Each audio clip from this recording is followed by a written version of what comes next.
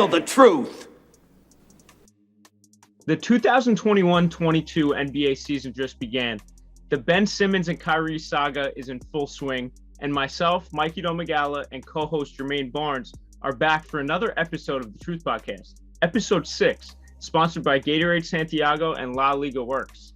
We have a lot to talk about, JB, as usual, but we got another great interview for all you viewers watching and listening.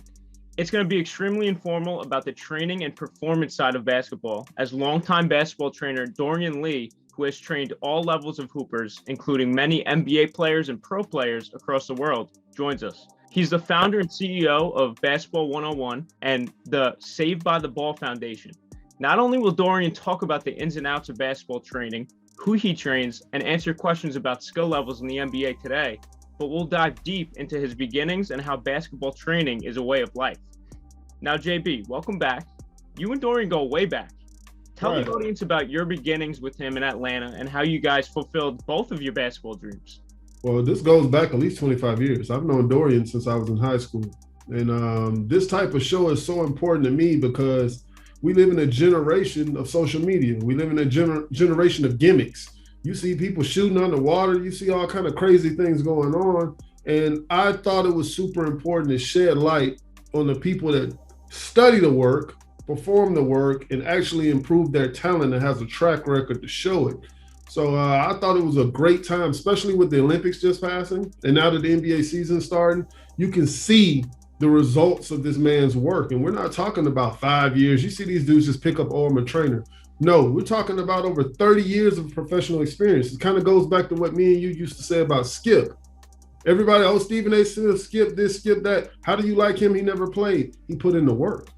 He studied the craft. He was around the greats. So you always have to give respect to people that put in the time and work and understand the field that they're in. Dorian Lee was at least a decade ahead of his time with his training. All the James Harden steps, all the Euro steps, all the one-legged stuff, the quick release stuff, the juggling off the side of the foot, the left hop step, like all of these things were innovative by one person that I saw myself. And I'm like, what is that? And then 10 years later, you see it. And I'm like, yo, you were already doing that.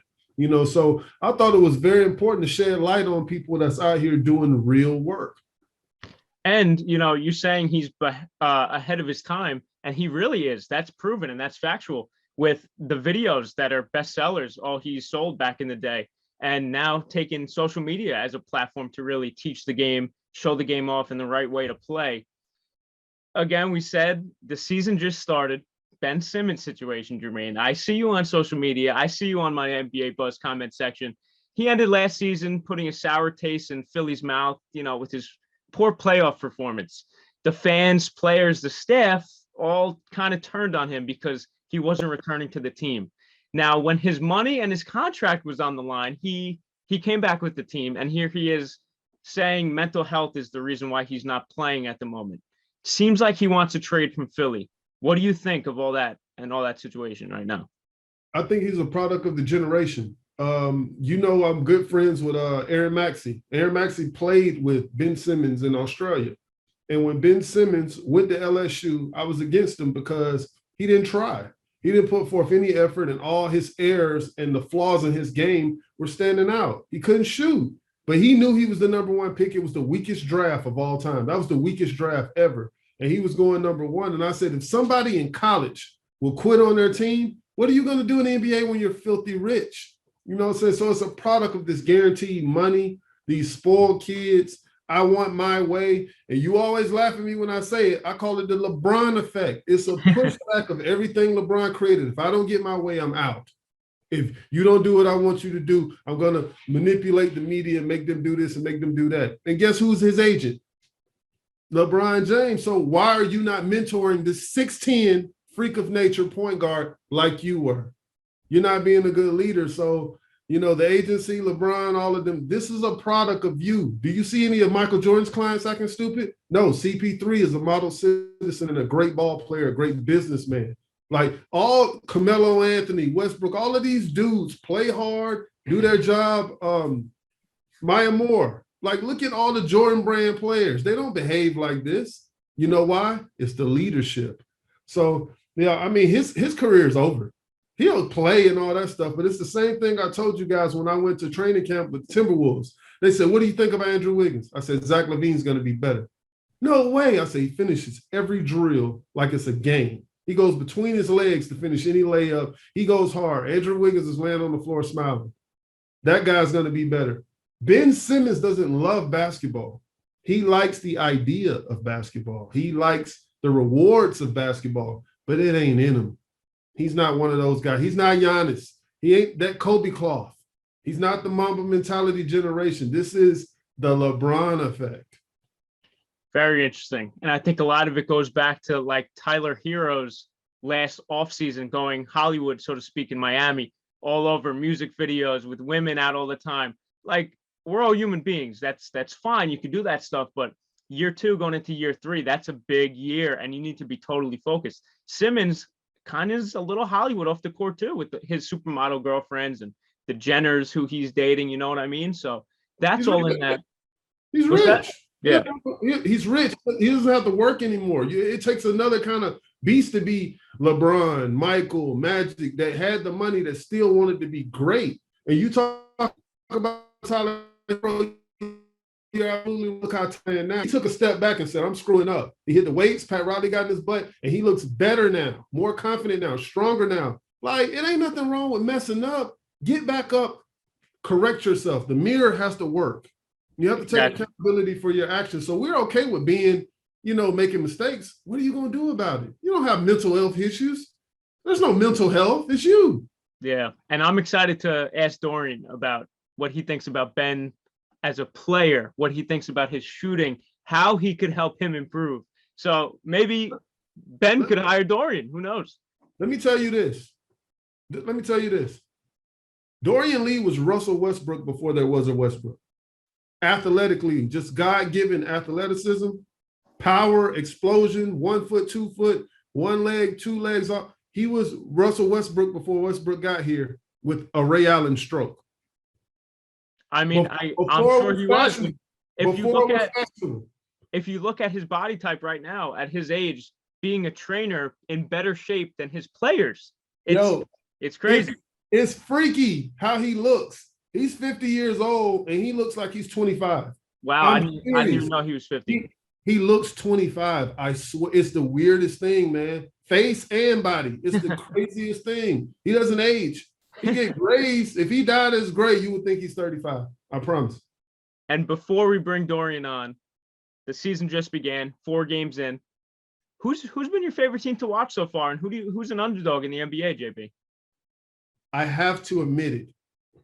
Curry is the best player in the world, and Golden State impresses me because it's a G League team where one guy makes everybody raise. Just like Michael Jordan. He had Steve Kerr and Bushler and Luke Long, all these bums, but he elevated them. Curry elevates these bums. Everything they lie about LeBron, Golden State is impressing me. Of course, I love the Bucks because I love Giannis, but the Chicago Bulls, I love what they did there. But Golden State is the one where I'm like, wow, you're winning with that group. I mean, Draymond Green, the ultimate triple single guy. You're really out here getting it done with nothing. That's impressive, man. Curry deserves so much respect. He's without Klay Thompson right now. So when Klay comes back, even if he's 75% of what he was, being an 18-point per game scorer, that's gonna pay off dividends. You know what I mean? They need a center, kind of like Drummond's, Dwight Howard, JaVale McGee. They need somebody that just sets screens, dunks, runs, energy. They need that one thing in the middle, and they're a championship team. I love what my Knicks are doing. Evan Fournier coming in, electrifying the Garden. Love that guy now. Listen, he may or may not train with Dorian, hint, hint, but my Knicks are special, JB. I want to get your thoughts. I think they're going to be in the same spot, the 4th seed, 5th seed. New York is like the Hawks to me, man. They're just never going to – Patrick Ewing was the best shot y'all had, and Michael ruined that. Patrick had 2 rings at least. Michael stole them from him. The New York Knicks will never be what you want them to be, Mike. Let it go. I let go of the Hawks a long time ago. Hey, listen, I'm only 22. I became a basketball fan, say 2007. So 2007 to what? Whenever the Knicks have been horrible. So what? 4th seed, 5th seed, whatever it is, I'm happy. He deserves a lot of credit, man. He's a great coach. He's doing great. Yeah, got to give Thibs a lot of credit. Yeah. All right, JB. And next, coming up, Dorian Lee, one of the best basketball trainers in the world. Welcome to the show. Man, thanks for having me, man. I've been watching y'all for a while, and it's been some good segments on here, man. So, hopefully we can continue in that tradition. Perfect. We appreciate that. We got Dorian alongside Jermaine. You guys are together in Atlanta. Are you guys at your training facility? And if so, I'd like you to tell the audience about it. Yeah, the Evolve Basketball Development Center, which is in Chamblee, Georgia. We just opened August 1st. First few months have been really phenomenal. We've been able to carry a lot of our clientele over into the new facility. People love it. Really designed to be a player development facility. So, we just put a modified full court in here, a bunch of half courts. We got the shooting machines, the Vertimaxes. We got everything that you need, including the instruction to go to another level. Amazing. And so that's Basketball 101, your training company, so to speak. Tell me about the Saved by the Ball Foundation. Well, to be honest with you, man, we started back in 2006 with the Saved by the Ball Foundation. It's a 501c3. And it was a lot of players, right? Knowing where I came from in Pritchard, Alabama, I know you've never heard of it, but if you look at the top 15 worst cities in the country, it hovers around 10 to 12, depending on the year. The crime rate per capita is terrible. But I knew it was going to be people like me in that particular environment that needed the help that we provided. And so, obviously it's sections of the city of Atlanta where people can't afford our services, but I wanted to create something that we could put them in.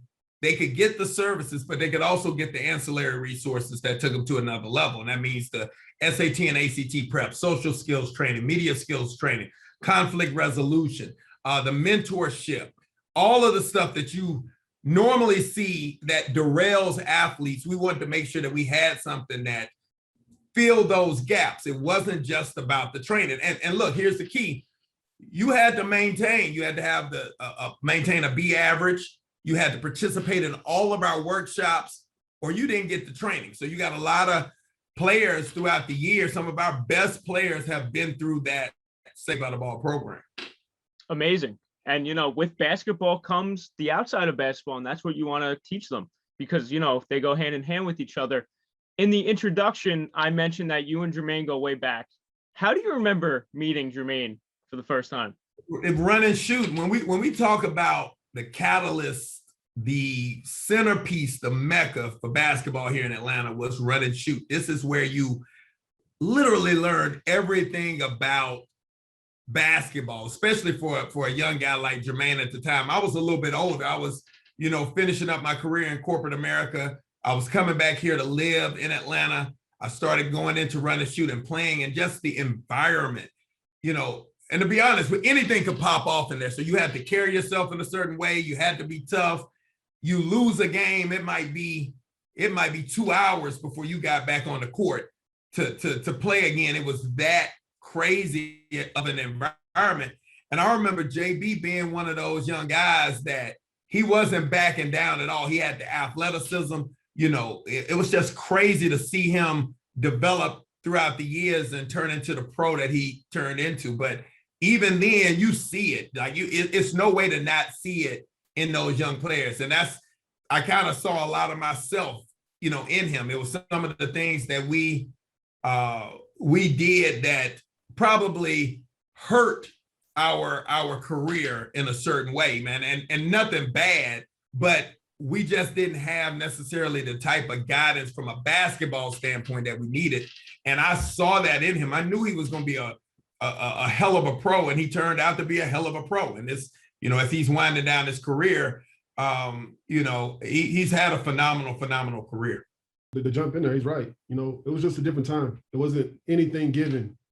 There wasn't downs. If you didn't have the respect, you couldn't play.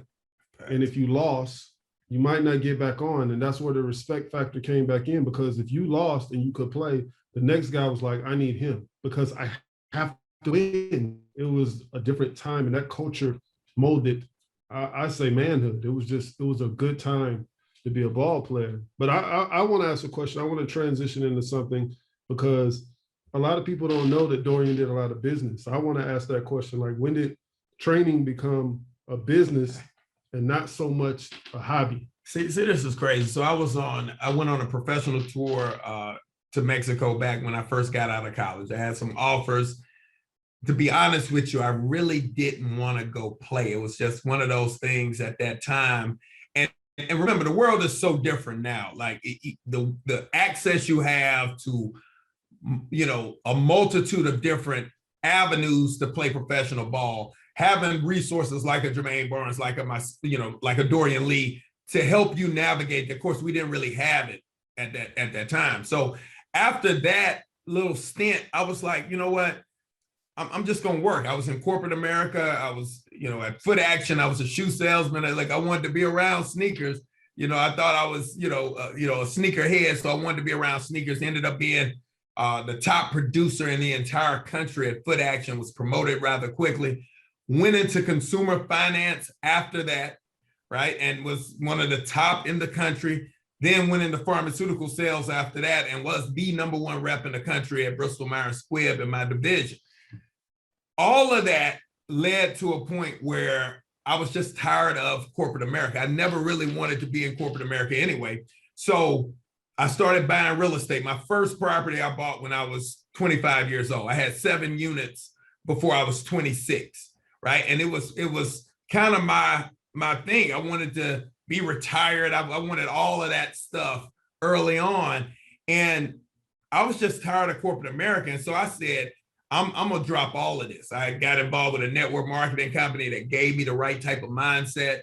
I was buying the real estate. I had some business partners here in Atlanta. And I finally just walked in one day and was just like, you know what?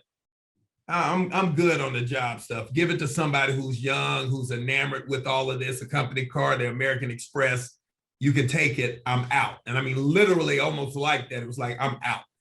And I was in the gym and somebody I think you know John White. Mm-hmm. John White was watching me hoop. And now you got to remember, at this time, I'm 31, 32. And he can tell you, even at 31, 32, I still probably had a 46-inch vert at that time, right? Until probably the age of 42 when I ruptured my quad for the second time, I was still 360 windmilling. If I got by you, I was finishing with that type of explosiveness. So he saw me, he was like, bro, I'm going to do a tour over to Austria. And I was like, man, I don't know if this is not going to be legit or whatever. And I went over and it was legit. And I killed. I averaged about 27. I had offers from German teams, Austrian teams, finally a Lithuanian team. But I understand the impact of really being happy. And I had so much property here with so much stuff. Like, how am I going to be able to handle it? And when you have that type of energy, the universe kind of makes the decision for you. So a lot of those deals fell through. But before I went to Austria, I went and worked out with a good friend of mine now. Like, I consider him my brother. His name's Jay Hernandez, assistant coach with the Orlando Magic at one time, and now the assistant coach with the Charlotte Hornets. And we both started on the grind of player development, but he was the first person that I saw doing it as a business. And ironically, he was a pharmaceutical rep at the same time. So it was crazy. He was doing it as like sidebar. And so I said, you know what? I know for a fact that I'm going to be able to do this when I got back to Atlanta. So when that last deal fell through, the Lithuanian deal, I said, you know what? I'm going to go to run and shoot. And I knew I had the business acumen, back to what you were saying. I knew I could have the collared shirt. He could remember I was the first with the collared shirt and the emblem, and I had business cards. And I felt like I presented it in more of a professional manner versus someone just being in the gym with a bunch of people running around cones. So actually, Dorian, I interviewed Jay Hernandez. He's a Long Island guy like myself. He went to Hofstra University, a couple miles from my home where I grew up. And I had him on Inside Buzz. Great dude. So what kind of influence did he have on you outside of business and outside of turning it into a business? What has he taught you on the basketball end? It's funny, man. We've actually, in my opinion, taught each other throughout this process. Literally, I officially started my company, if you like, from an LLC standpoint before he did. But his influence from the standpoint of, man, this is a viable business. And I asked him a lot of questions when I was there, and he was just like, bro, this is what I'm making right now. And I was like, bro, if I was making that, I wouldn't be working. But he was in New York, right? So it was totally different being in Glen Cove, Long Island, trying to make ends meet with that. But it was good, and it was part-time.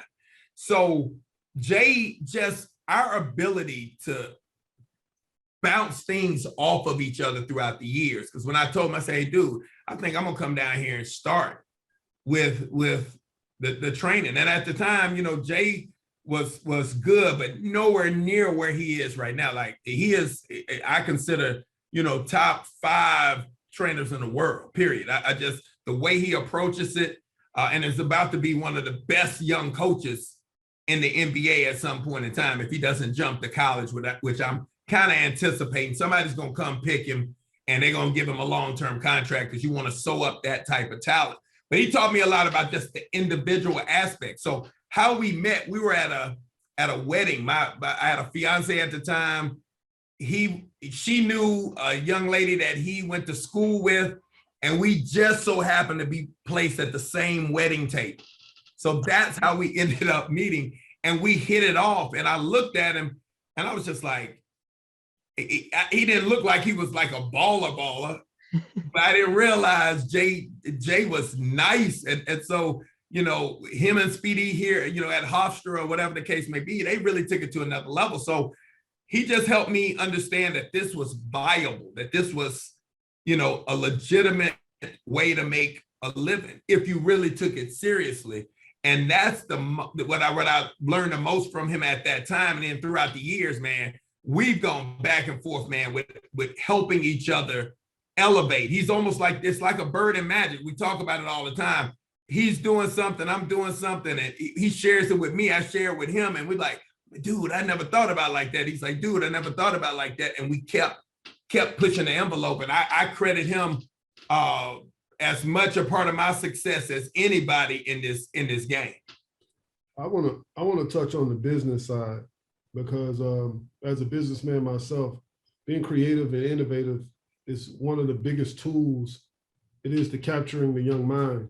So when I was young, I saw Dorian be one of the first with the videos. At the time, like, they were doing the air alerts, and they were transitioning, but never training. Training was never on videos. The only ones they did was like, what was it, the Coach K ones, or what's it called? Yeah, so it was the college coaches giving information, but it was never an innovative video really teaching the art of scoring, explosiveness, everything in one package. You were the first one to come up with that.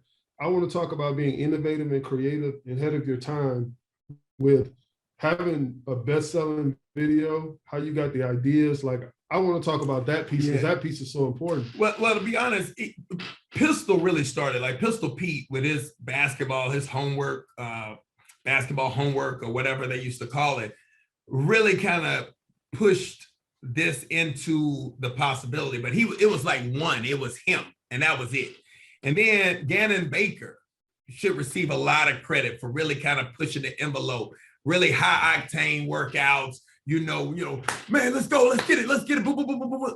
He was out, and ABT, hoopsking.com, had this large library of selling other people's videos. A lot of the championship series that JB is alluding to, and he talks about Coach K's, triangle offense, or Coach K's zone, defense, or whatever. He was marketing a lot of that stuff on his site. And so Chris Hungerford, who's the CEO, said, you know what, let's start making our own products. So Gannon, Jason Otter, Jay Hernandez, and myself, and Jay referred me out to Chris, because Chris had heard of it. So we became the first ABT trainer. So that's how it came about. So this was the first time that it wasn't talking heads. Now, Better Basketball, I forgot about those guys, Rick Torbett. He came out with some videos, but he was more a talking head and had people who were demonstrating. we were the first that it wasn't a talking head. We were actually with the mics on, getting in, doing the work, showing the stuff. So that ushered in another age of player development coaches having to have that juice to show it, right? So which is where we are now, where a lot of people like, look, show me. You know, gone are the days where it's just like, hey man, you go out there and you do this, do this, do this. You got to be able at some level to execute proficiently what you're showing. So that's how we got the idea, to answer Jermaine's question, that's how we got the idea for the videos. And it kind of came from there. But the sad thing about it, because you know, Jermaine has alluded to it often about social media.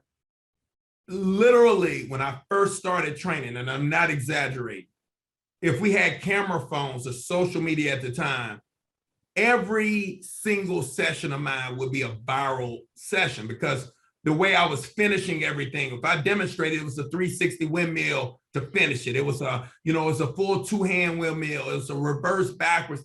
Those were how I was finishing, because I knew I needed to sell a little bit more while I was building my clientele and my reputation as a trainer. So that's how that all got started. And I'm sure that goes into even now you staying in tip-top shape. So your players could even be inspired by you. Look at me, I'm in great shape. I'm still balling out. I'm still dunking. I would assume, even if you could still get up. And so talk to me about that, staying in shape now, staying in shape then, and really performing it for them. Great question. But Mike, let me take that is a powerful question. I have to. It's not even that I want to. It's a good thing. Like, it's a good thing that I want to too. But in reality, you want to be the example for the players that you train in a lot of different aspects. I'm a very transparent dude. So if they come in the gym and they haven't stretched, and I'm like, you need to stretch. It's not you need to stretch because I always stretch. No, you need to stretch. You see these scars, the 11 surgeries, it's because I was always coming in the gym. I was never resting. I was never preparing my body. And over time, it takes a toll. If you want longevity, you need to do these things, right? I was that dude. I didn't pay attention. That's why I can recognize when you're not paying attention.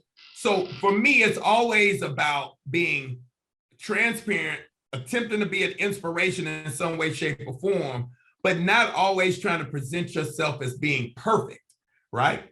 They've seen me literally. I ruptured my quad tendon twice on the court while I was training, and I literally scooted myself off and told everybody to finish the game. And they're, oh man, how do you finish the game? I said, you finish the game because the game has to be finished.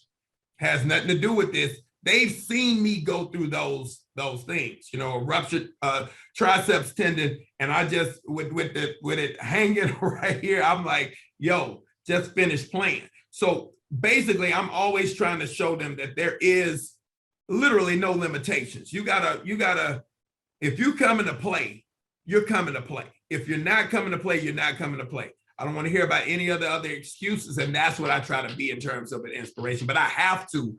It's a necessity for me to be able even to get through my days and my sessions being in shape. And Dorian, you train all different levels, from kids all the way up to the pros. I spoke on Evan Fournier. I mean, he's a top client of yours. How'd you begin training him? And what do you think of him in New York on the big stage in MSG? I love it. Look, my good friend, Vincent Bassi, Jermaine has met Vincent, my man from France. And I'm talking about like my brother. When he comes in town, literally, I toss him keys to the house. If he has his own rental car, if he doesn't, I toss him the keys to the car too. And we're like brothers. He went to Evan's parents and he said, if Evan wants to go to that next level, it's this guy in America that he needs to see. So Evan was 16 or 17 at the time. And he came over and owned a big facility at the time called Hoops and Fitness. And it was during that time, and I was crazy busy. You know, we got some great work in, could have even been better at the time, but I was so kind of distracted. But we always stayed in touch. And so he was so blessed for the first few years of his career because he had Jay in Orlando with him. So it really wasn't a need for me. But when Jay left, it was like, hey, D, let's get back to work. And I have been, sending him stuff occasionally about just aspects of his game. Like, look, man, if you really focused on this, you would go to another level, whatever. So about 4 years ago now, we really got back afterward. And it was good, man. It was good to see how he had progressed as a player. It was good to see how much ceiling he had too, man, because he still has more ceiling, man. And we just hit it off. We can really understand each other, man. Like very similar personalities, very similar temperaments, very direct, very honest. So our relationship is really strong. It's more a brother relationship, or big brother, little brother, whatever the case may, however we want to position it, than it is just a client-trainer relationship. And so I think that's what has allowed us to go to the levels that we've gone over the last few years, man. And he is playing outstanding. I think he was a great addition to New York. I think, he and Randall together, they're formidable. I think, both of them are versatile. So you get a lot of, DHO action with them, ball screen action, and you can get a lot out of it with those two initiating that, that portion of the offense. So I like him in New York. He's always, and he may not even remember this. We were working out in Miami a few years ago, and it was something happened. And I was talking about, where would you ideally want to play one day or whatever? He said, man, you know what? I would love to play in New York. Like New York, I said, bro, you better be ready for that. That's a different monster. And he was like, no, I want that. And he's built like that. If you ever notice, whenever he's on the big stage, he performs at that level. The Olympics, World Championships, man, Evan is another dude. I'm telling you this. And that's one thing I want to touch on. Because we can easily ask a question like, were you impressed with what he did in the Olympics or 28 points against Team USA? But I know the answer. The type of trainer Dorian is, the type of friend Dorian is, he was never surprised at what Evan was doing. So I would ask that, hey, Dorian, were you surprised? My question should be, what do you think that ceiling is? That's a better question. Man, Evan has so much stuff. I won't even give like the sweet spots. Like I won't even tell you exactly what he can continue to improve.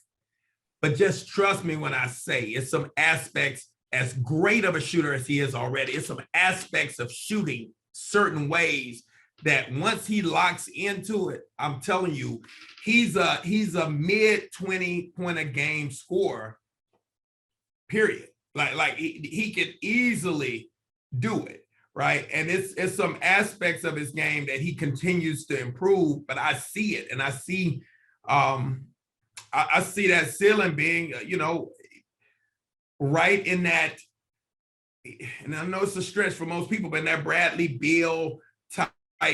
Bradley is more of a powerful scorer. I think Evan is a more intelligent scorer. I think with that intellect, he can get to that 24, 25, depending on the makeup of the team. But I think he has that ceiling. He can be 23, 24 points a game. Okay, but Mikey, I want to ask this because a lot of people don't know, like we were early in the developments of business of the international aspect. So my question is like, how did you get into, okay, I'm doing this USA thing? When did it become I'm going to France and working with the national team. I'm going to Turkey. I'm doing this. When did that part? It's crazy, man. I keep saying it's the blessing. So, Ana Montañana, who's like my sister now, I trained her. She's one of the greatest fours in the history of Spain, Olympian, just unbelievable, man. Just a four, played at George Washington, came over here.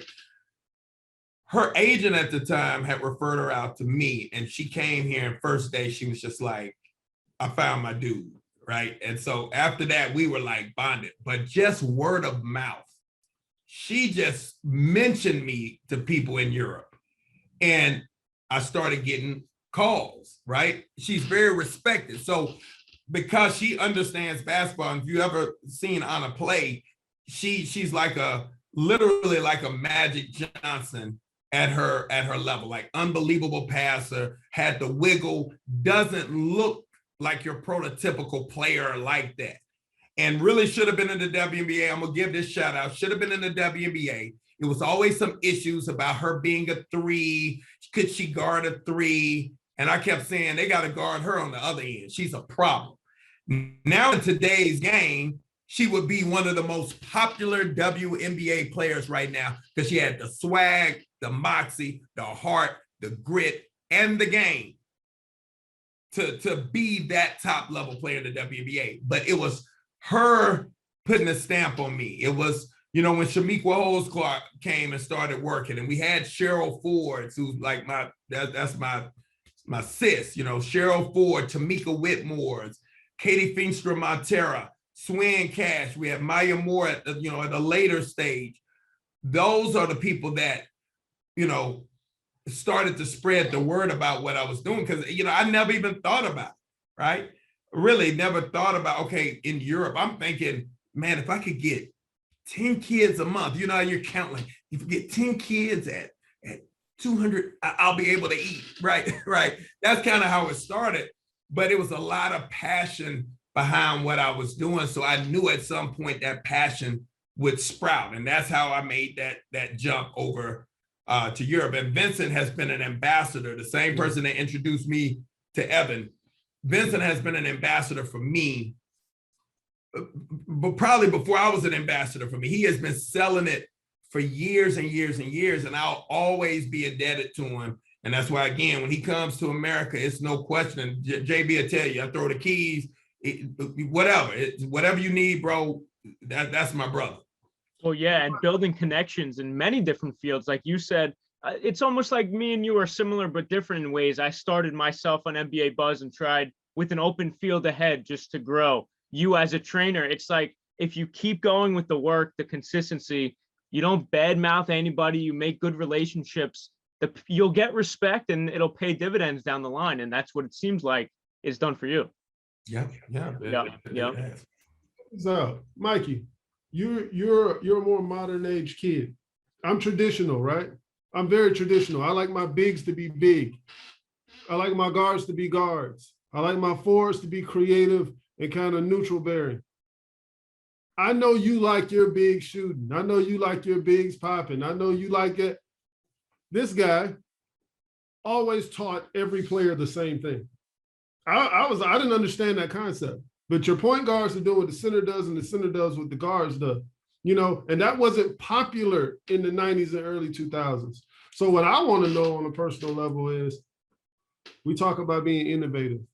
It's not about what you like, it's where things are going. And that's one thing I can say. It's not about what you like, it's where things are going. How are you so ahead of the curve on my big got to be able to do what my guard? Man, I just had this conversation. I did the 9:15 with Tyler Ralph, right? We got on the horn this morning, had an incredible live on IG. And what we talked about was having that type of vision before it's here. Vision for me came from the fact that I had zero coaching, right? When I say zero coaching, I had incredible men in those positions. I've had some folks that were like fathers to me, but from a basketball standpoint, they were limited. So I was limited, right? I learned everything from Come Fly With Me videos. I didn't even watch many games. My game was a highlight because that's really all I watched, right? So it's so many aspects of the game that I didn't know. And one of the things that I thought that I needed to focus on was, once a kid was entrusted to me, like given to me, I needed to make sure that I was able to teach them all the things that I did well. Well, other people said, no, Dorian, it was just you were naturally gifted. Bull crap. No, I wasn't. No, it was stuff that I still had to work on. I worked on my athleticism. I worked on, my quick release and dribble pull-up game. But then it was another side that I was terrible at. And I needed to be able to learn those things that I was terrible at. And that's how I came up with this game, right? With how to develop players. And one of the big things on why I wanted everybody to be everything is that you're going to gravitate, right? If I put food out on the table, I like everything that's out here, but some people are going to gravitate to the chicken, some going to gravitate to the steak. So you're going to find your voice once you've been exposed to everything. So that's why we can train players, and it's not cookie cut, but we can do very similar things with JB, and then I do the exact same thing with Cheryl, but it helps her have more confidence when she was in the post. It gives him more confidence when he catches himself under the basket, when he was doing post moves or getting into the body or whatever the case may be. It gives you more confidence. You're more comfortable. You don't feel like a fish out of water if you get caught in different spots. So I always wanted to make sure that players felt comfortable everywhere on the floor, right? And again, you might be serviceable in one area and phenomenal in another, but you need to at least be serviceable in every single area on the floor. And so that's kind of how I was thinking ahead. And I was just like, man, what the rules? Why is this a travel? And I keep thinking, what if I had coaching? If I had coaching, it would be regurgitated. This is how you're supposed to do this. This is the only way you play this. This is how you come off of a screen. This is how, and I'm just like, no, I'm seeing people shoot 50 different ways. So is this only one way to shoot?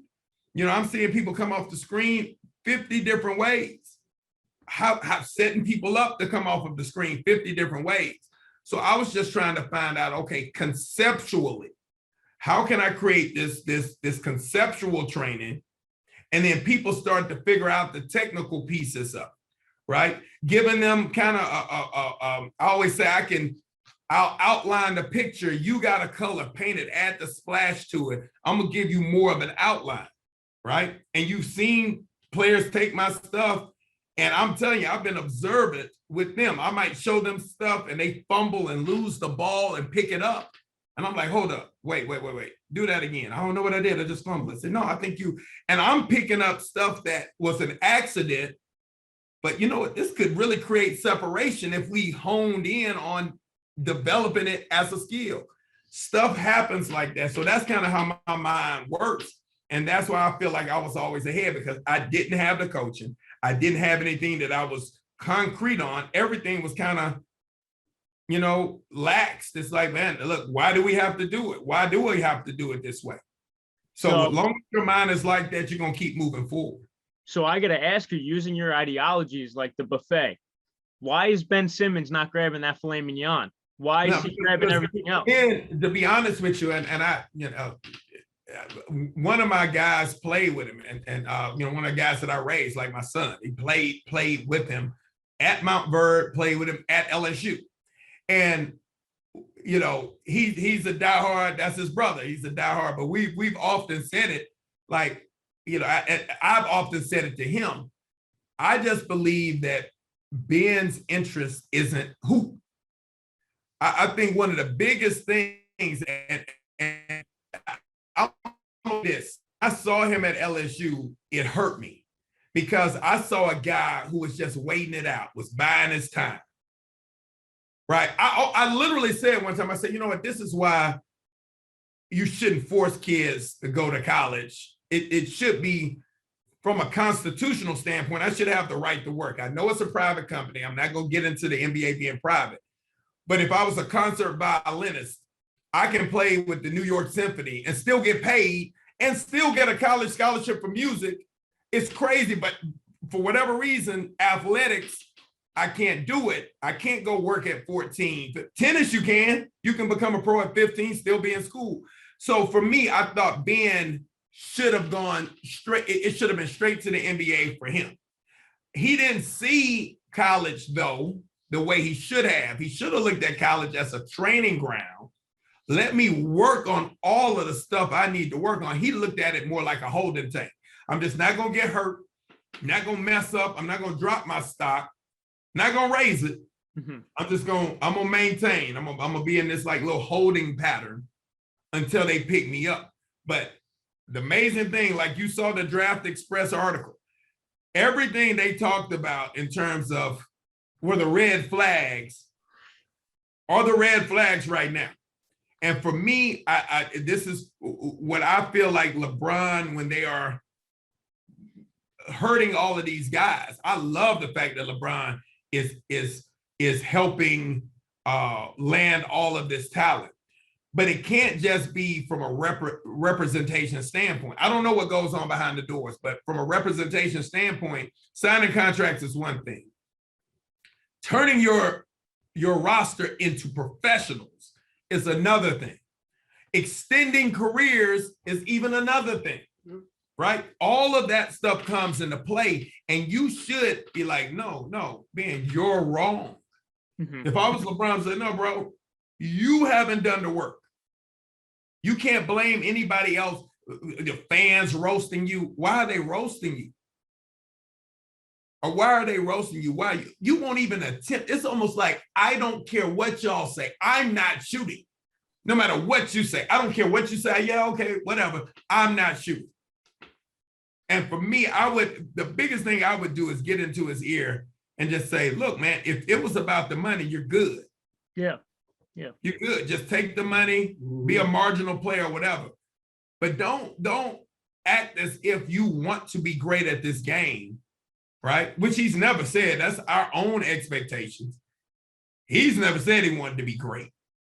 Never said. I've never seen anywhere printed where he says, I want to be mentioned with in the annals of history. When it goes down, I've never heard him say it. And I've heard a bunch of folks in this league say that. The Kevin Garnett's, the Kobe Bryant's, right? That really wanted to be that. I don't think he has that in him. I just don't think I think he's overrated, to be honest with you.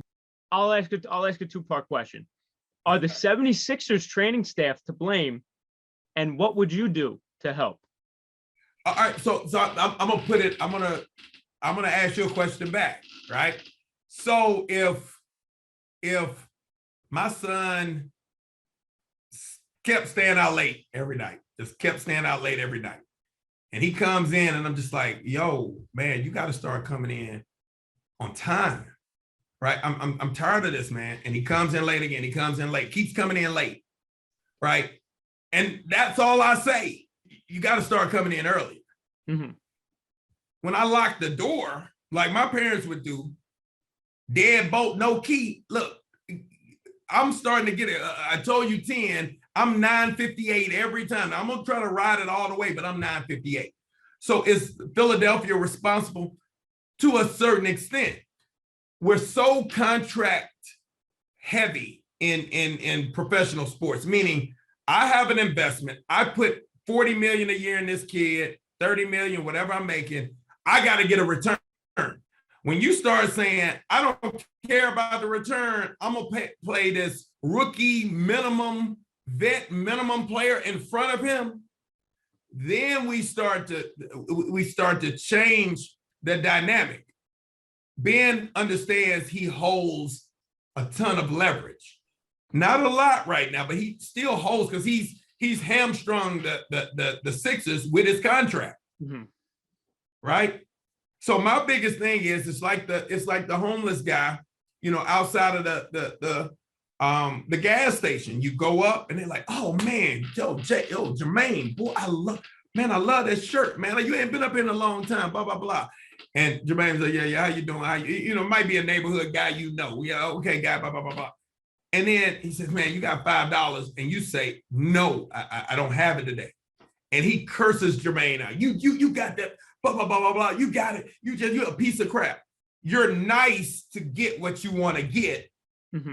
Then when you get it, I'm just not happy with the way they're treating me. I'm not. You don't deliver on what's on your deliverables, but now you have a problem with the organization wanting to get what they spent. I want to get some return on this investment, and you passing out with a layup wide open. You having to get put in the dunker spot as a point guard. It's embarrassing. you should want to go to the next level and say, man, I can't, this is not the pro career I envisioned for myself. So I got to get to work and figure out a way to go to the next level. So you got two people partially responsible, right? The majority of the blame goes on the product itself. Ben Simmons. Had it been a situation where he wasn't getting playing time, didn't have an opportunity to show it, then he would have a case. But they have given everything. They have conceded. They have changed offenses.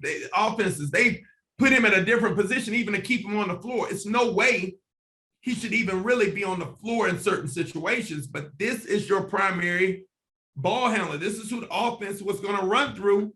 Can't shoot a free throw and can't shoot. How can it run through him? So that's it. So my answer is both, but on a scale, more is weighted on Ben's side to develop than on Philadelphia. They did what they've given them the environment, the platform, and the money.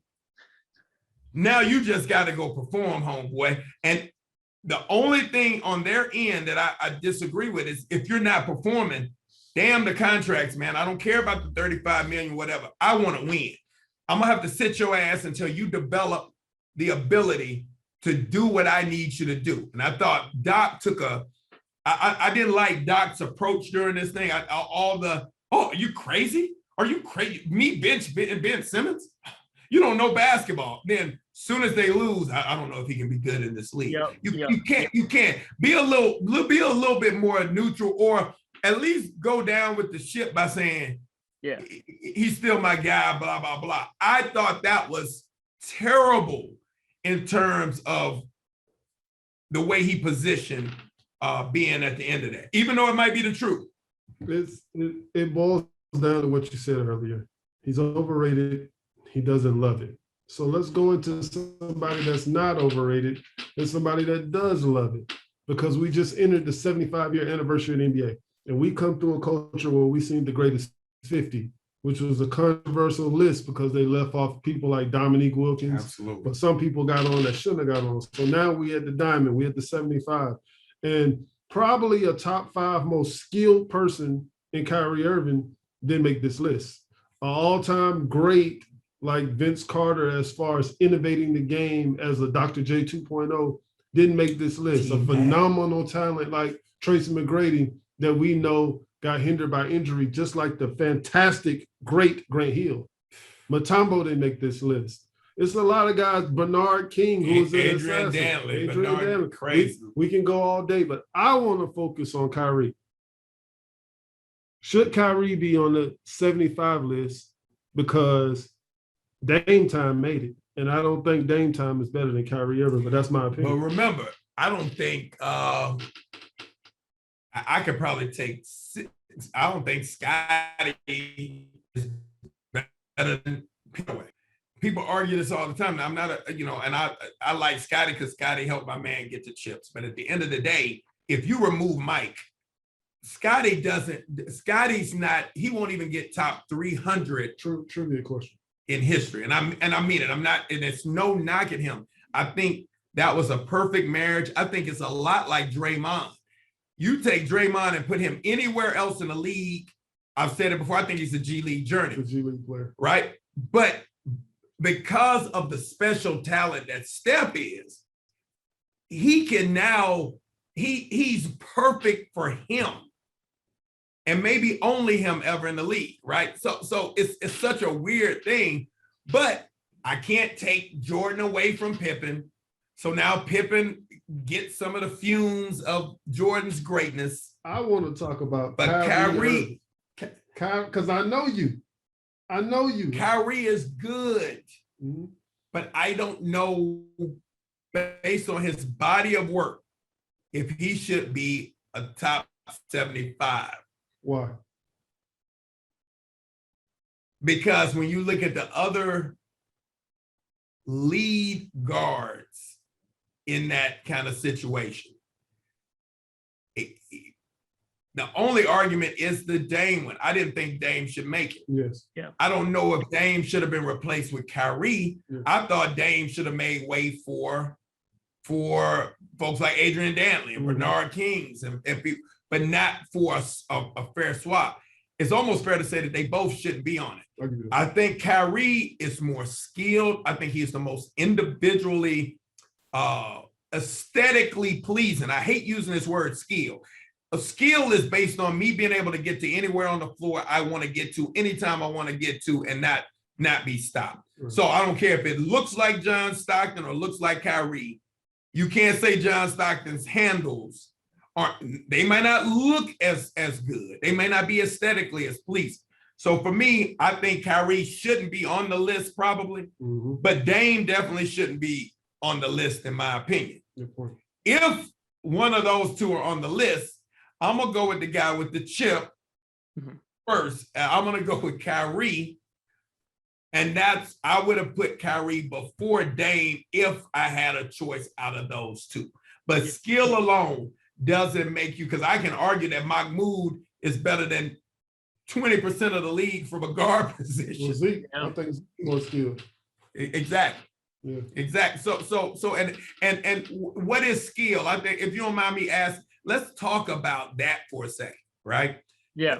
I'm in player development. I'll tell you from a young person perspective in the modern NBA, growing up in it, I think what you're saying, aesthetics would be my vision of skill. I think Kyrie is one of the most skilled in the NBA, but then I think about it, they're skilled rebounders, they're skilled passers, they're skilled handlers, they're skilled scorers. It's like Kobe and MJ could get to their spot skilled. So there's so many, it's tough to put my finger on it.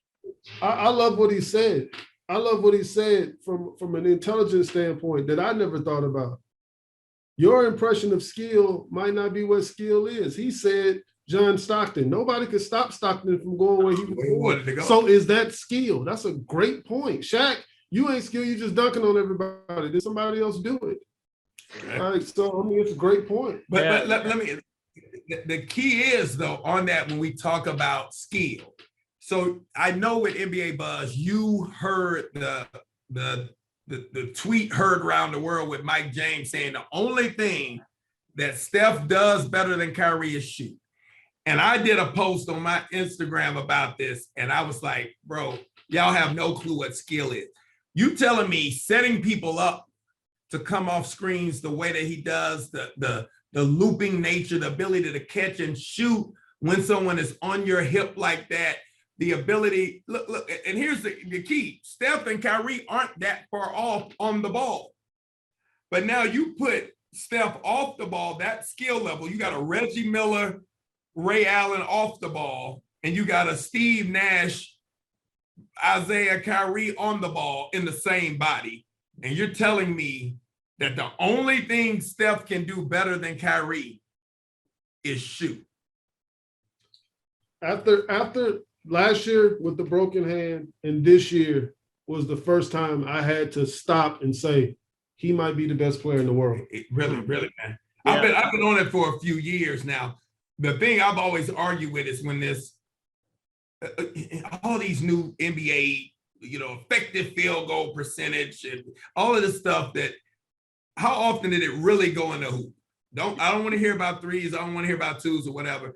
With the argument about he might be a better player than MJ in certain, and I was like, it's no way that I would ever pick Steph over MJ because you don't have to construct the team quite the same way that you have to have a team constructed for Steph in a way, right? He's got to have another shooter to space it. That really helps a lot. Now people can argue that this little small sample size without Klay Thompson proves he doesn't need, but it's still a lot harder for him to get what he gets because it's easier to play off of that. Now, Jordan Poole is kind of feeling that a little bit, right? Off on a tangent, but my point is this. Steph, all of that is skill to me.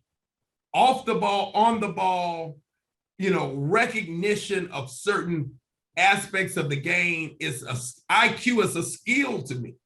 Mm-hmm. Right? That's not just, no one's out there doing the Pythagorean theorem on the court and no one's doing that, right? That's something you had to practice to have the cued responses. What is a cued response? When I go to a stoplight, I don't say, hey, Jermaine, we must stop right now. Let me hit the gas. I'm talking to Jermaine and I automatically hit the brakes, right? When it's green, I hit the gas, right? Yellow, I start to slow down. Even while I'm fumbling and doing everything else, it's become unconscious because I've done it so much. I practiced it, right? All of what Steph does is skill. People try to make it out to be as if he worked everything he got, every single thing that he has, he worked for it, right? Kyrie, same thing. But the difference is Kyrie is fishing for himself. Mm-hmm. Steph is fishing for the team. He's winning. Mm-hmm. He's winning. And that's the only way I can describe it. And that shows from Kyrie's Boston experience, which was, nothing special at all. He goes to Boston, he takes the reins, and they get bounced early, and he really isn't doing much. And since then, he had a nice year in Brooklyn last year. Since then, it's been all downhill since the Cleveland days.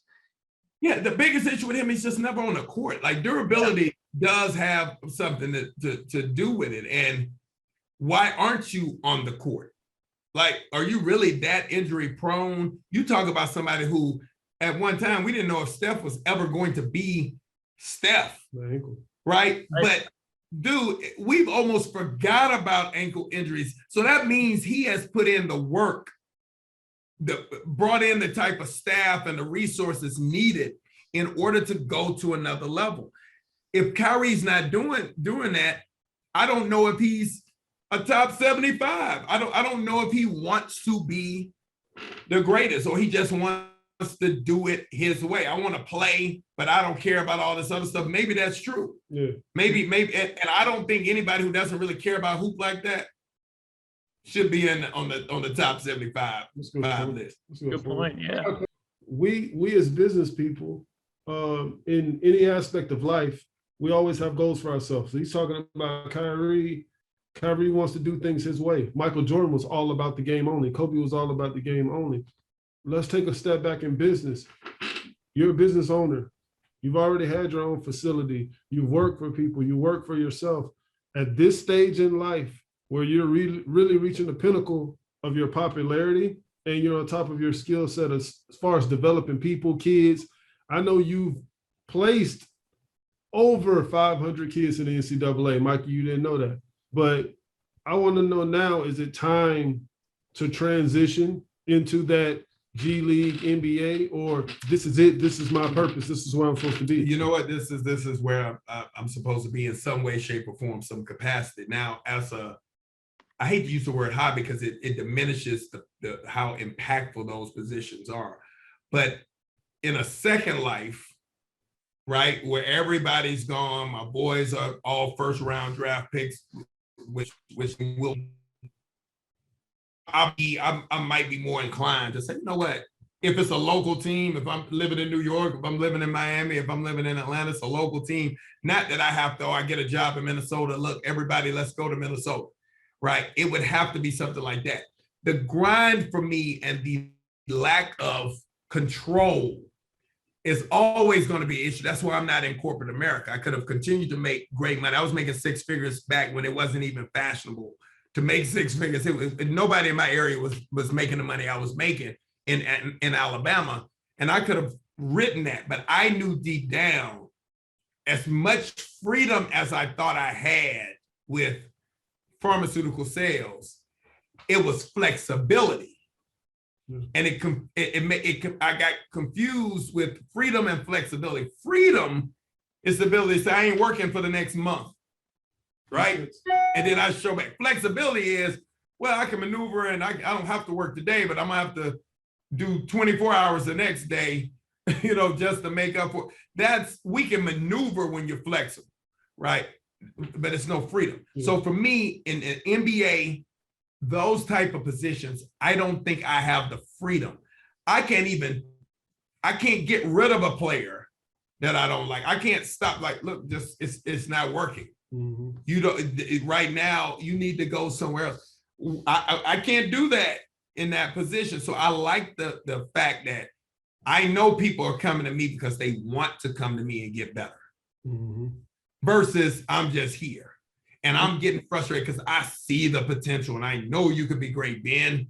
If you just look at the rim, like actually look at the rim when you shoot. And I think NBA scouts, NBA coaches spend far too much time on what looks shiny, fancy, beautiful. And that's the issue, right? And they miss out on some of these kids that would bring the quality of play in the NBA up another notch. We got a bunch of talent that's been told since they were 12, 11, not just that you were going to make it. Don't play too hard, man. Don't get hurt. Yeah. Careful doing this now, though. Yeah, don't do that. Don't play in the championship game because it's not going to benefit you right now. You got to like, man, bro. This is how we're talking to our kids now. Yeah. And have you seen that change since you started training kids? I feel like now I'm on Instagram and I see like a 8-year-old kid with handles, step back, crossover. When are 8-year-olds doing that? Is that because it's all over TV, all over social media? They're mimicking? It's it. It's like somebody that you really don't understand. And again, I try my best to get people to understand development in sports is the same as development in life. The number one thing that leads to development, people say discipline, work ethic, commitment. No, man, awareness. If you're not aware of what needs to be improved, if you're not aware of when I can utilize these tools or things, it doesn't make a difference. So an 8-year-old is doing all of these moves, but if you watch the defender, the first move he had him just go to the basket. Yeah. That's not teaching him.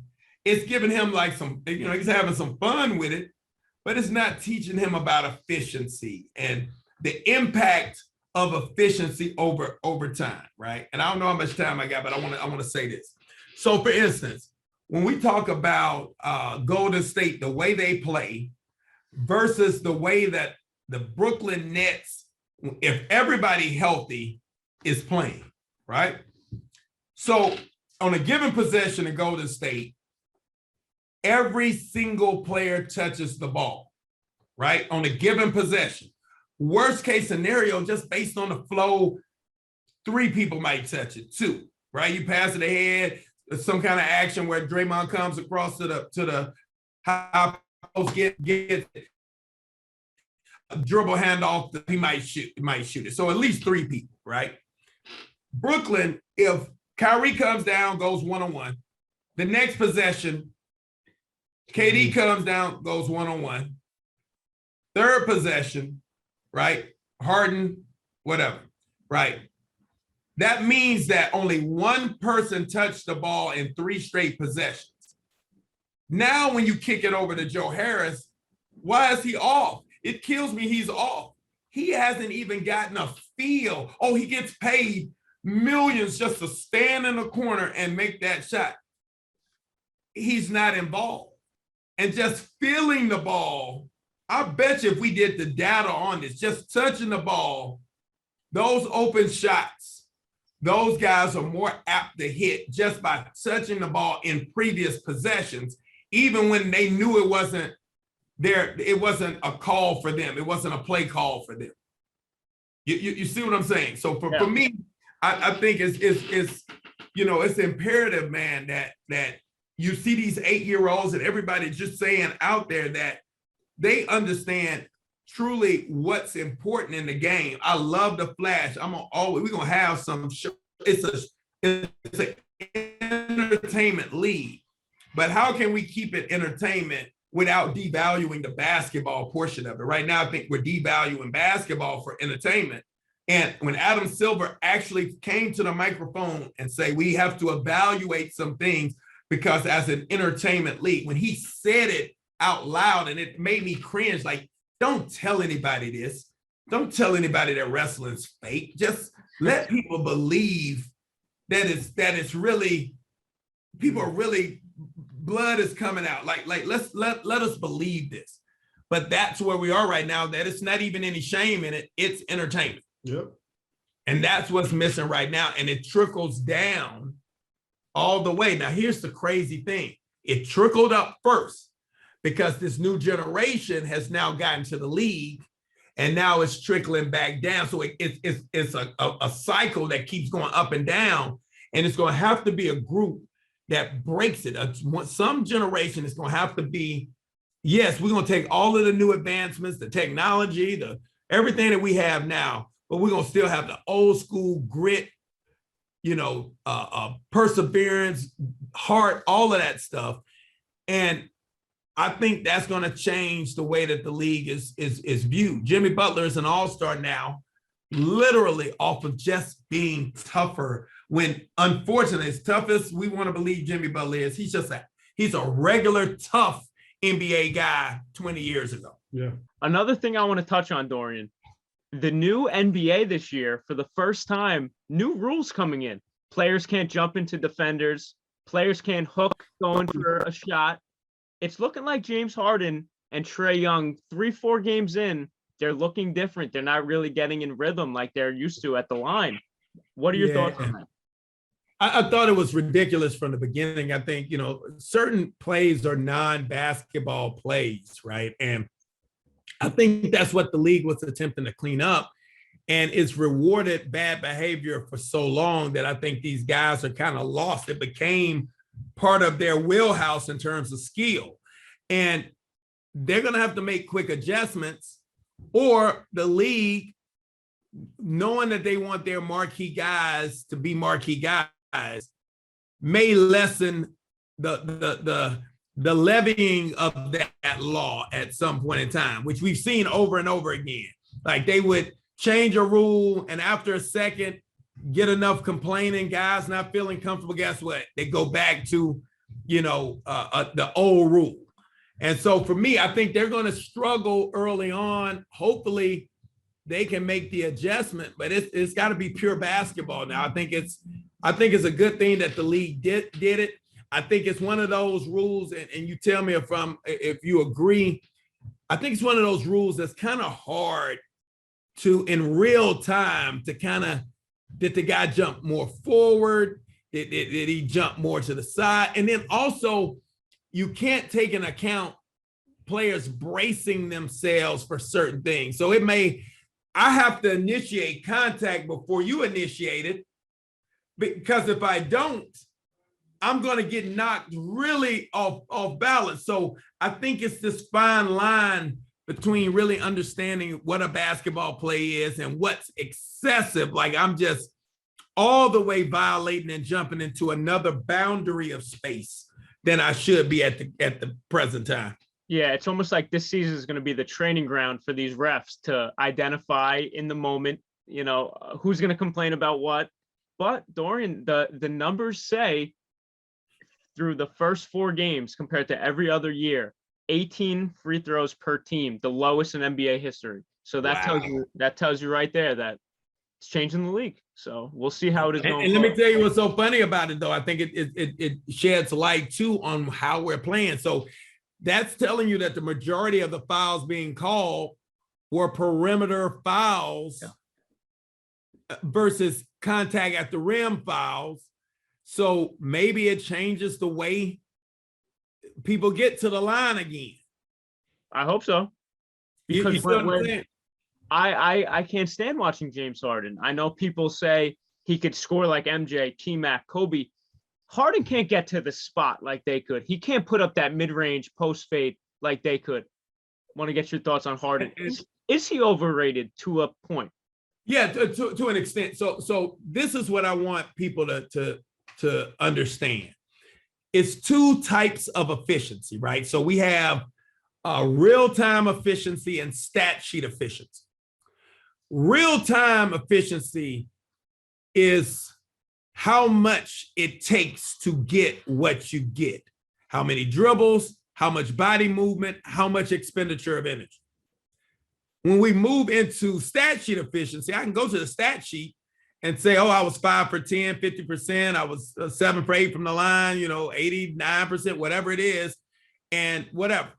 It's harder to win with low real-time efficiency and high stat sheet efficiency. So what you'll see is guys who are very highly stat guys when the playoffs hit, because of the way they play, and it's towards the end of the season, it's a lot of energy that has been compounded. This expenditure is not, this is exponential. I've been doing this since the beginning of the season.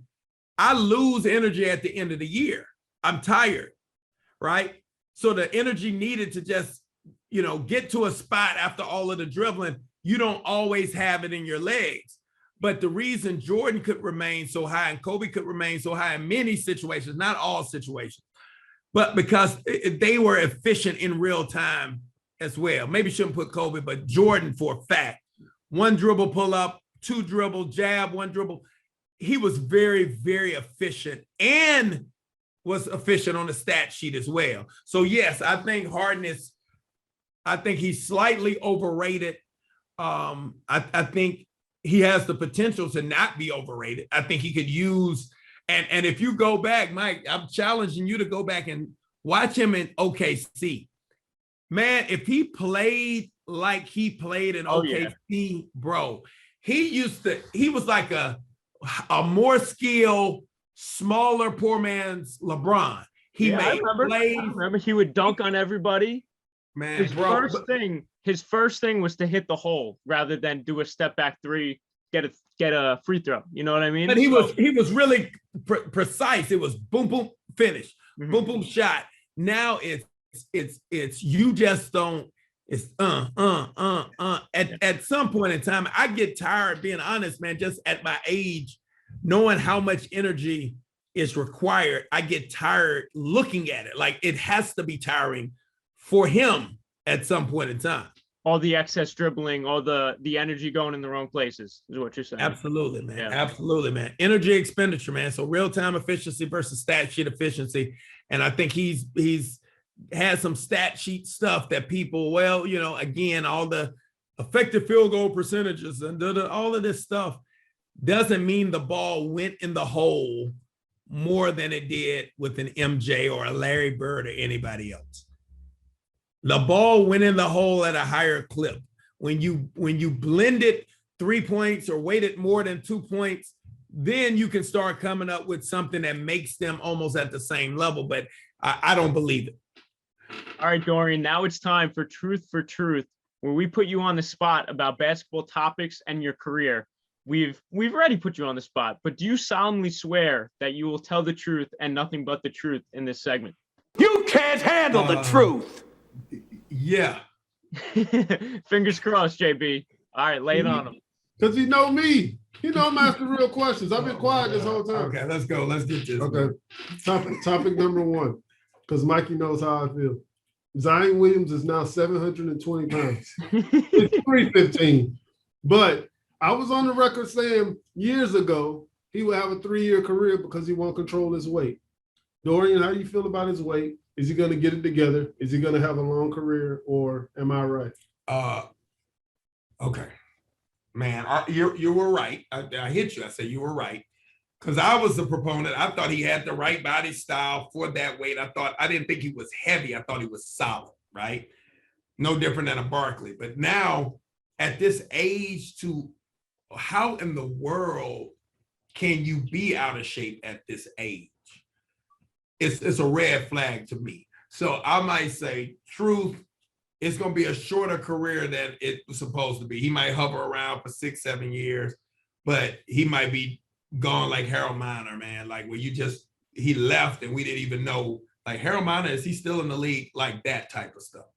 Truth for truth number 2. Would you rather have a hooper or a hardworking regular player? Man, that depends. It depends on what I need to get done. If I'm selling tickets, I want a hooper. If I want to win, I want a regular basketball player to go with a couple of hoopers who can control those hoopers. You always need that glue guy. So that's a tough one, man. I like making money, so I'm saying a hooper. Last year for Dorian's birthday, his person called me and told me she wanted to do something nice for him.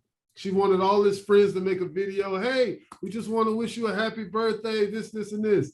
Not me. I'm not that kind of friend. So if you've ever seen the Dave Chappelle skit with Prince, I took that skit and Dorian played Prince and Evan was Mickey Free. My question in the Truth for Truth, was Evan pissed or did he laugh? No, he laughed at it. He laughed at it. Mickey Free. No, he laughed at it. He laughed at it.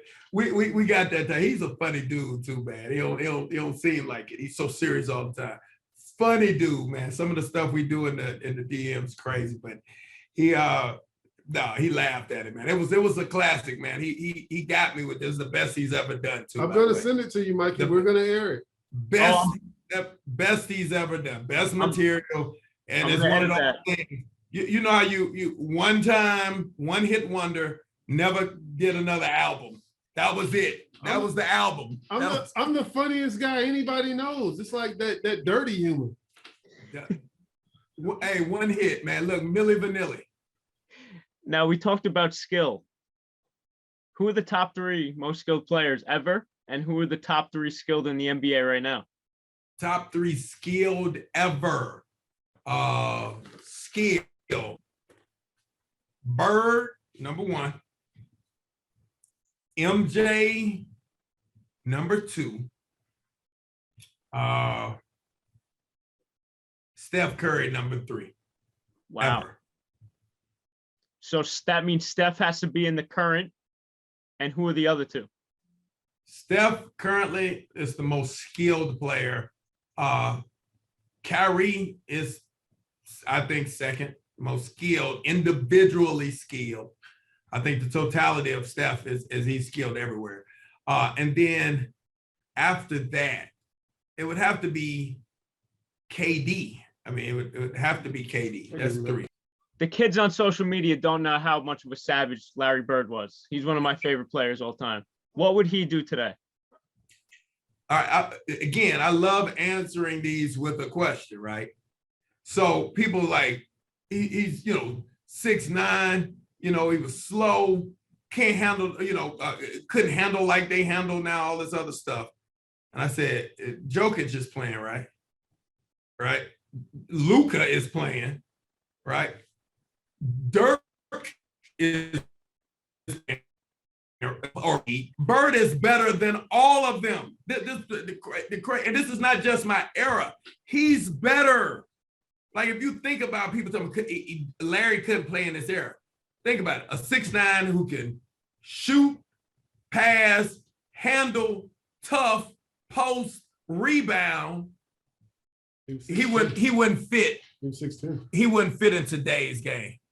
That sounds like the player that we want in today's game. Yep. Right. Yeah, man. Let Bird literally, sans athleticism, Jordan is below him. Bird is the best, to me, pure basketball player who has ever lived, in my opinion. But Jordan is my favorite because you can't take athleticism away from the body, and he was skilled enough. But Bird is on some other, and then his confidence it has to be a skill to work on that. He was a menace, man. He gets a lot of respect, but you talk to anybody who played against him, was around him, they're gonna tell you. Take Luka, take Joker, and make one human, you get Larry Bird. Mm-hmm. Yeah, I had Sean Kemp on my other show, and he was telling me how he'd go on the court, talk, and just tear him up. It wasn't even mean-spirited. It was just, I'm better than you. I know you know it. We both know it. You know I'm gonna still score. It wasn't your mom was, she must have forgot to. No, man, I'm just better than you. And I'm gonna prove it. Watch this. Yep. And we'll end it on that note. So Dorian, thank you so much for coming on episode 6 of the Truth Podcast. Good luck on everything going forward. Tell the audience where they could find you on the internet and on social media. At bball101 EPD, so that's BBALL 101 EPD, and at Evolve Basketball App is the other spot. So definitely give us a follow, and we got a lot of good content that can help you advance your game and also find and navigate your way around the game as well. All right, JB, that'll do it for episode 6. The views and opinions expressed on this podcast are those myself, Jermaine's, and Dorian's. Stay tuned for our next episodes coming forward. Check us out on YouTube, Apple Music, Spotify, ESPNCLT.com. Follow us on social media, The Truth Podcast on Facebook, and @Truth Podcast on Instagram. Dorian, we greatly appreciated all the insight. A lot of kids, a lot of hoopers are going to take a lot of your advice and hopefully run with it, and hopefully Ben Simmons will take that advice. We will see, man. We will see, man. Thanks so much for having me, guys. I appreciate you so much. You can't handle the truth.